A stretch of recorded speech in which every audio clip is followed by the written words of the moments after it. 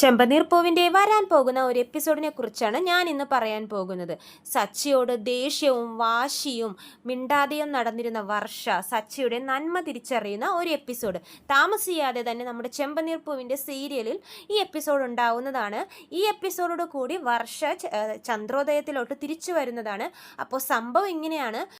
വർഷയെ കൊണ്ട് മധുസൂദനൻ റോഷൻ എന്ന ഒരാളെ കെട്ടിക്കാൻ നോക്കിയായിരുന്നല്ലോ.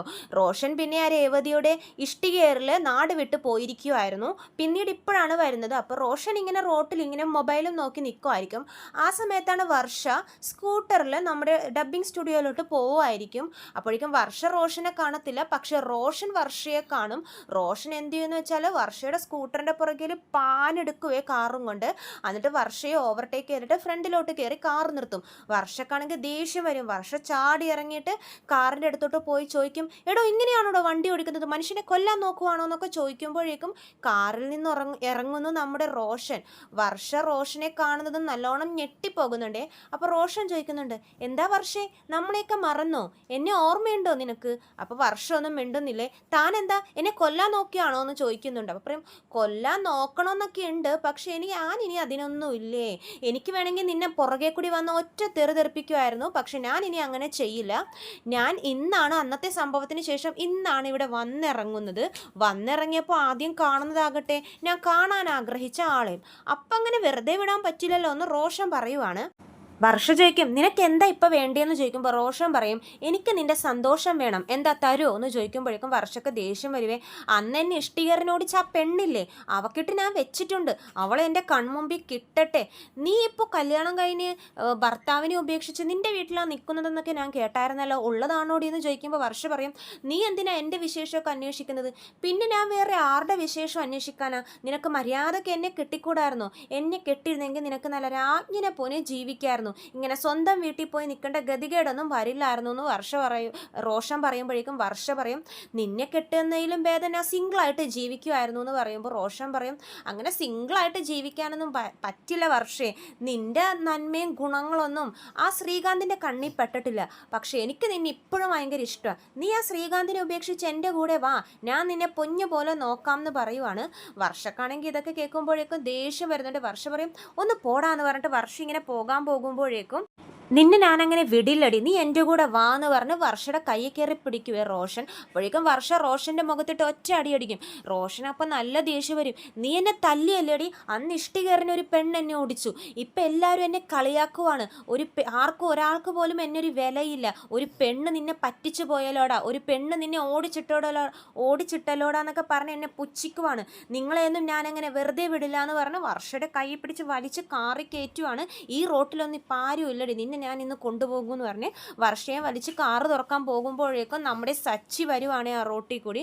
സച്ചി ഓട്ടത്തിന് പോകുവാണ്. അപ്പോൾ നോക്കുമ്പോഴേക്കും വർഷയുടെ കൈ പിടിച്ചുകൊണ്ട് ഒരു ചെക്കൻ കൊണ്ടുപോകുന്നു. സച്ചി കാറിൽ നിന്ന് ഇറങ്ങി ഓടി വന്നിട്ട് വർഷയുടെ കയ്യിൽ നിന്ന് ആ കൈ പിടിപ്പിച്ചിട്ട് ഒറ്റ ചവിട്ടി റോഷനെ തെറിപ്പിക്കുവേ. എന്നിട്ട് ചോദിക്കും, വർഷയെ നിനക്കൊന്നും പറ്റിയില്ലല്ലോ.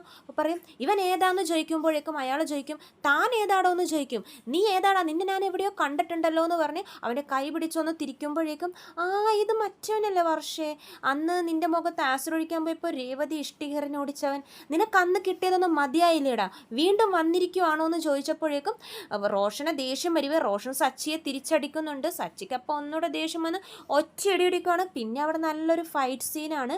ലാസ്റ്റ് കുറേ തല്ലുകൊണ്ട് കഴിയുമ്പോഴേക്കും റോഷനെ മതിയാവേ.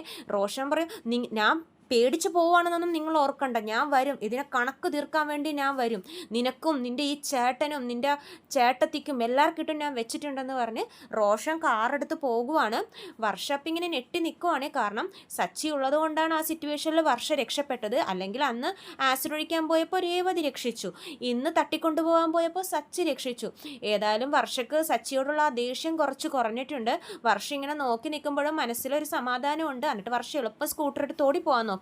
സച്ചിയെ ഫേസ് ചെയ്യാൻ മടിയാണല്ലോ വർഷക്ക്. എന്നിട്ട് സ്കൂട്ടർ എടുത്ത് ഓടിപ്പോകാൻ നോക്കുമ്പോഴേക്കും സച്ചി പറയും, നിൽക്ക് വർഷേ. അപ്പോൾ വർഷ നിൽക്കും. നീ എന്താ വീട്ടിലോട്ട് വരാത്തെ? അപ്പോൾ വർഷ പറയുന്നുണ്ട്, വീട്ടിലോട്ട് വരാത്ത എന്താണെന്ന് സച്ചിയേട്ടൻ അറിയാൻ പാടില്ല എന്ന് പറയുമ്പോഴേക്കും സച്ചി പറയുന്നുണ്ട്, എന്നോട് എന്ത് ദേഷ്യം വേണമെങ്കിലും ഉണ്ടായിക്കോ, പക്ഷെ ശ്രീകാന്തിനോട് അതൊന്നും കാണിക്കല്ലേ. അവനൊരു പാവമാണ്, അവന് നിന്നെ ഭയങ്കര ഇഷ്ടമാണ്, അവൻ നിന്നെ വിളിച്ചതല്ലേ, നിനക്ക് വന്നൂടെ വീട്ടിലോട്ടെന്ന് പറയുമ്പോഴേക്കും വർഷ പറയും, എൻ്റെ അച്ഛനെ തല്ലിയാൽ പിന്നെ ഞാൻ വെറുതെ ഇരിക്കണോ?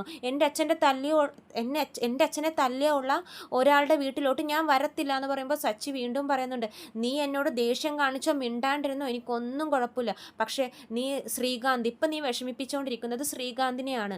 അന്ന് അങ്ങനെയൊക്കെ സംഭവിച്ചു പോയി. നിൻ്റെ അച്ഛൻ വാക്കുകൊണ്ട് ഒരുപാട് ഞങ്ങളെ വേദനിപ്പിച്ചു അന്ന് ആ സ്റ്റേജിൽ വെച്ചിട്ട്. അതുകൊണ്ടാണ് എൻ്റെ കയ്യിൽ നിന്ന് വന്ന പ്രവൃത്തിയും സഹിക്കാൻ പറ്റാതെയാണ് ഞാൻ തല്ലിയത്. കുറേ മാക്സിമം ഞാൻ ക്ഷമിച്ചു നോക്കി, പക്ഷേ സംസാരം അതിരി വിട്ടപ്പോൾ എനിക്കത് ചെയ്യേണ്ടി വന്നു. കഴിഞ്ഞതൊക്കെ കഴിഞ്ഞു, നീ അത് മറന്നേക്ക്. ആ കാര്യവും പറഞ്ഞതിന് ശ്രീകാന്തിനെ വിഷമിപ്പിക്കരുത്. അവനൊരു പാവം, ഒരു ചെറിയ മുറിയിലാണ് ഇപ്പോൾ ഹോട്ടലിൽ താമസിപ്പിക്കുന്നത്. അവന് നിന്നെ ഭയങ്കര ഇഷ്ടമാണ്, നിങ്ങൾ സ്നേഹിച്ച് കല്യാണം കഴിച്ചവരല്ലേ. ഇപ്പോൾ എന്താ കല്യാണത്തിന് ശേഷം ആ സ്നേഹമൊന്നുമില്ലേ? എത്രയൊക്കെ പ്രശ്നങ്ങൾ ഉണ്ടായാലും ഭർത്താവിനെ വിട്ട് ഒരിക്കലും നിൽക്കരുത് വർഷേനൊക്കെ സച്ചി ഉപദേശിക്കുവാണ്. വർഷ ഇതൊക്കെ കേട്ട് ഒന്നും മിണ്ടുന്നില്ല, ഇങ്ങനെ സച്ചിയെ തന്നെ നോക്കിക്കൊണ്ടിരിക്കുവാണ്. അപ്പോൾ സച്ചി പറയുന്നുണ്ട്, നീ രേവതിയെ കണ്ടിട്ടില്ലേ? രേവതിക്ക് ആ വീട്ടിൽ എന്തോരം പ്രശ്നങ്ങളുണ്ട്, അമ്മ എന്തൊക്കെയാണ് അവളെ പറയുന്നത്, എന്നിട്ടും അവൾ ഇന്നേ വരെ എന്നെ വിട്ട് പോയിട്ടില്ല, അതാണ് യഥാർത്ഥ സ്നേഹം എന്നൊക്കെ സച്ചി പറയുന്നുണ്ട്. അപ്പോൾ വർഷം ഓർക്കുന്നുണ്ട്, ശരിയാണ്, രേവതി ചേച്ചി എന്തൊക്കെ സഹിച്ചിട്ടാണ് ആ വീട്ടിൽ നിൽക്കുന്നതെന്നൊക്കെ വർഷ ഇങ്ങനെ ആലോചിക്കുവാണ്. സച്ചി പറയുന്നുണ്ട്, നിങ്ങളിങ്ങനെ വഴക്കിട്ട് അവിടെ എവിടെ നിൽക്കുമ്പോൾ വേദനിക്കുന്നത് വീട്ടുകാരും പിന്നെ നിങ്ങളും തന്നെയാണ്. എത്രയും പെട്ടെന്ന് വഴക്ക് അവസാനിപ്പിച്ചിട്ട് വർഷ വീട്ടിലോട്ട് തിരിച്ചു വരണം, ശ്രീകാന്തിനെയും കൂട്ടി. ശ്രീകാന്ത് ആണെങ്കിൽ വർഷ ഉണ്ടെങ്കിൽ മാത്രമേ ആ വീട്ടിലോട്ട് വരുള്ളൂ എന്ന് പറഞ്ഞിരിക്കുവാണ്. ഇപ്പോൾ കണ്ടില്ലേ, ഇവൻ നിൻ്റെ അച്ഛൻ കണ്ടുപിടിച്ച ആളല്ലേ. ഇത്രയും മോശപ്പെട്ട ഒരാളെയാണ് വർഷേ നിൻ്റെ അച്ഛൻ നിന്നെ കൊണ്ട് കെട്ടിക്കാൻ നോക്കിയത്. ശ്രീകാന്തിനെ കെട്ടിയത് നിൻ്റെ ഭാഗ്യമാണ്, അവൻ നിന്നെ പൊന്നുപോലെ നോക്കും, അത്രയ്ക്ക് ഇഷ്ടമാണ് നിന്നെ എന്നൊക്കെ വർഷയോട് പറയുവാണ് സച്ചി. നിനക്ക് ഞാൻ പറഞ്ഞ കാര്യങ്ങളിൽ എന്തെങ്കിലും സത്യങ്ങൾ ഉണ്ടെന്ന് തോന്നുന്നുണ്ടെങ്കിൽ നീ എത്രയും പെട്ടെന്ന് തിരിച്ചു വരണം എന്ന് പറഞ്ഞ് വർഷയോട് പറഞ്ഞിട്ട് സച്ചി അങ്ങോട്ടേക്ക് പോകുവാണ്. കാർ എടുത്തിട്ട് പിന്നെ ഓട്ടത്തിന് പോകും. അപ്പോൾ ഏതായാലും സച്ചി പറഞ്ഞ കാര്യങ്ങൾ വർഷയുടെ മനസ്സിൽ കൊണ്ടിട്ടുണ്ട്. വർഷ ചിന്തിക്കുന്നുണ്ട്, സച്ചേട്ടൻ ഇല്ലായിരുന്നെങ്കിൽ ഇന്ന് എന്താകുമായിരുന്നു എന്നൊക്കെ വർഷ ഇങ്ങനെ ചിന്തിക്കുവാണ്. അതുമാത്രമല്ല, സച്ചേട്ടനെ സഹിക്കാൻ പറ്റാതെ ആയപ്പോഴാണ് സച്ചേട്ടൻ അന്ന് അങ്ങനെ പ്രതികരിച്ചതെന്നും വർഷ തിരിച്ചറിയുന്നുണ്ട്. വർഷ എന്നിട്ട് ദേഷ്യത്തിൽ വീട്ടിൽ പോകുവാണ്. വീട്ടിൽ പോയിട്ട് മധുസൂദനൻ്റെ അടുത്തും വർഷയുടെ അമ്മയുടെ അടുത്തൊക്കെ വർഷ കിടന്ന് ഒച്ചെടുക്കുവാണ്, അച്ഛാ ഇന്ന് എന്നെ അച്ഛൻ കണ്ടുപിടിച്ചില്ല എന്നെ കെട്ടിക്കാൻ വേണ്ടിയിട്ട്. അയാൾ ഇന്ന് വന്ന് എന്താ ചെയ്തതെന്നറിയോ? റോട്ടിൽ വന്ന് എന്നെ തട്ടിക്കൊണ്ട് പോകാൻ നോക്കി. അപ്പോൾ തന്നെ മധുസൂദനൻ ചോദിക്കും, ആര്? റോഷനോ? ആ റോഷൻ തന്നെ. അപ്പോൾ ആ കറക്റ്റ് സമയത്ത് സച്ചിയേട്ടൻ വന്നതുകൊണ്ടാണ് ഞാൻ രക്ഷപ്പെട്ടതെന്നൊക്കെ വർഷ പറയുമ്പോഴേക്കും മധുസൂദനന് ദേഷ്യം വരുവേ. സച്ചിയുടെ കാര്യം പറയുമ്പോഴേക്കും ഇവൾക്ക് സച്ചിയോട് ഒരു സിമ്പതിയൊക്കെ തോന്നി വരുന്നുണ്ട്. അപ്പോൾ മധുസൂദനൻ പറയും, എടി വർഷ നീ അതൊന്നും വിശ്വസിക്കല്ലേ, ഇത് സച്ചിയും ആ റോഷനും കൂടിയുള്ള പ്ലാനിങ് ആയിരിക്കും. സച്ചി മനഃപൂർവ്വം നിന്നെ ആ വീട്ടിൽ കൊണ്ടുപോകാൻ വേണ്ടിയിട്ട് ആ സിറ്റുവേഷൻ ക്രിയേറ്റ് ചെയ്തതായിരിക്കും. അവൻ പറഞ്ഞിട്ടായിരിക്കുള്ളൂ ആ റോഷൻ വന്നതെന്നൊക്കെ പറയുന്നുണ്ട്. പക്ഷേ വർഷ ഇതൊന്നും വിശ്വസിക്കുന്നില്ല. വർഷ പറയുന്നുണ്ട്, പിന്നെ ഒന്ന് പോച്ച, എനിക്കറിയാം അവിടെ നടന്നത് എന്താ സംഭവം, ഇത് പ്ലാനിങ് ഒന്നുമല്ല, സച്ചിയേട്ടൻ വന്നതുകൊണ്ട് മാത്രമാണ് ഞാൻ രക്ഷപ്പെട്ടത്, ഞാൻ ചന്ദ്രോദയത്തിലോട്ട് പോകുവാണ്, ഞാൻ എൻ്റെ ശ്രീകാന്തിനെയും കൂട്ടി വീട്ടിലോട്ട് പോകുവാണെന്നൊക്കെ പറയുമ്പോഴേക്കും മധുസൂദനൻ ഞെട്ടുവേ. മധുസൂദനൻ പറയും, അപ്പോൾ എന്താ അച്ഛനെ തല്ലിയുള്ള ഒരാളുടെ വീട്ടിലോട്ട് നീ പോകുവാണോ? ആ പോകുവാണ്. സച്ചിയേട്ടനും ഒട്ടും ക്ഷമിക്കാൻ പറ്റാതെ ആയപ്പോഴും അച്ഛൻ്റെ ഭാഗത്തും തെറ്റുണ്ടല്ലോ, അതുകൊണ്ടാണ് സച്ചിയേട്ടൻ അങ്ങനെ ചെയ്തതെന്ന് പറഞ്ഞ് വർഷ ദേഷ്യത്തിൽ തന്നെ ആ വീട്ടിൽ നിന്നും ഇറങ്ങുവാണ്. അപ്പോൾ ഇതൊക്കെയാണ് ചെമ്പനീർ പൂവിൻ്റെ ഉടൻ വരാൻ പോകും എപ്പിസോഡിലെ വിശേഷങ്ങൾ. കൂടുതൽ വീഡിയോസ് ഞാൻ അപ്ലോഡ് ചെയ്യുന്നതാണ് ചെമ്പനീർ പൂവിൻ്റെ വീഡിയോ. ഇഷ്ടമെങ്കിൽ ലൈക്ക് ചെയ്യണം, സബ്സ്ക്രൈബ് ചെയ്യാത്തവരുണ്ടെങ്കിൽ സബ്സ്ക്രൈബ് ചെയ്യണേ. എല്ലാവർക്കും നന്ദി.